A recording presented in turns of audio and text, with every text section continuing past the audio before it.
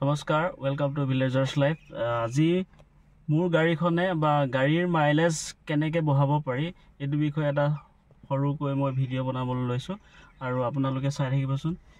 Actually গাড়ীৰ mileage আমি যেনেকৈ গাড়ীখন চলোৱাৰ ওপৰত ডিপেণ্ড কৰে। আমি যদি গাড়ীখন ৰাফলি চলাওঁ তেতিয়া গাড়ীৰ মাইলেজ কম দিয়ে, আৰু যদি লেখত চলাওঁ তেতিয়াহ'লে গাড়ীৰ মাইলেজ বহুত ভালকৈ দিয়ে। এইখন হৈছে ছুইফ্ট গাড়ী।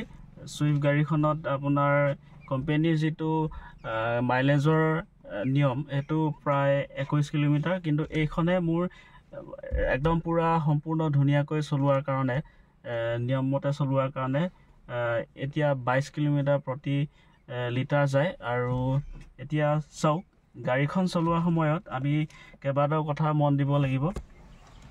এতিয়া আপোনালোকে চাওক, ইয়াতে দুইটা ফালে আমাৰ এটা চাইডে RPM আছে।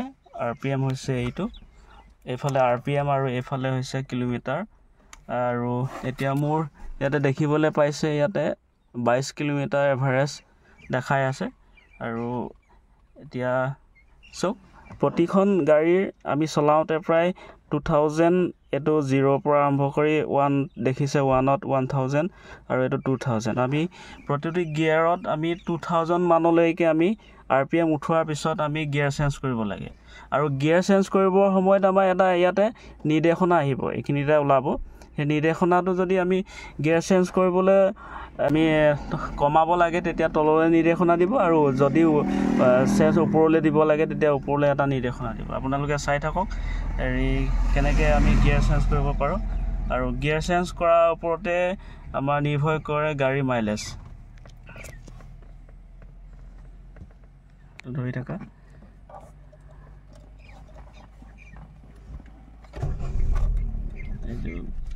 ষ্টাৰ্ট দিয়াৰ পিছতে আমাৰ RPM প্ৰায় 1000ৰ তলত আছে। এতিয়া আমি 1 নম্বৰ চাম। 1 নম্বৰ গিয়াৰটো লগোৱাৰ পিছত আমি আৰম্ভ কৰিম যাবলৈ।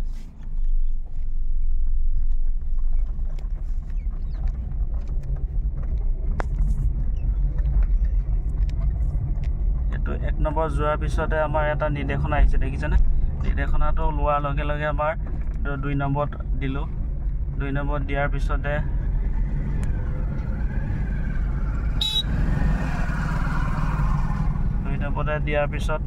আমাৰ অলপ দিগদাৰ হৈছে। দিয়াৰ পিছত আকৌ এটা নিৰ্দেশনা আহিছে, আমি 3 নম্বৰলৈ নিলোঁ। 3 নম্বৰত নিয়াৰ পিছতে আপোনাৰ আকৌ এটা 2000 RPM পোৱাৰ লগে লগে আকৌ এটা নিৰ্দেশনা আহিছে, আমি চেঞ্জ কৰি দিছোঁ। চেঞ্জ কৰাৰ পিছতে আমি এইটো চব আকৌ 5 নম্বৰৰ কাৰণে আমি চেঞ্জ কৰিছোঁ। চেঞ্জ কৰাৰ পিছতে আপুনি প্ৰায় এভাৰেজ 80 কিলোমিটাৰলৈ আমাৰ 2000 RPMত আমি যদি AC নিদিয়াকৈ চলাওঁ তেতিয়া 80 কিলোমিটাৰ স্পীডত আপুনি যদি চলায় তেতিয়া একদম ধুনীয়াকৈ মাইলেজ দিব। আৰু সেই মাইলেজৰ ওপৰত আমি যদি চলাওঁ তেতিয়া গাড়ীও লাইফ চাইকেলটো ঠিক থাকিব। আৰু তেতিয়া হয়তো আমাৰ এইটোৱে হৈছে আজি সৰুকৈ ভিডিঅ'। ধুনীয়া এটা পৰিৱেশ, চাৰিওফালে বাগান আছে। এতিয়া ৰখাই দিলোঁ। এতিয়া এইটো 22 কিলোমিটাৰ।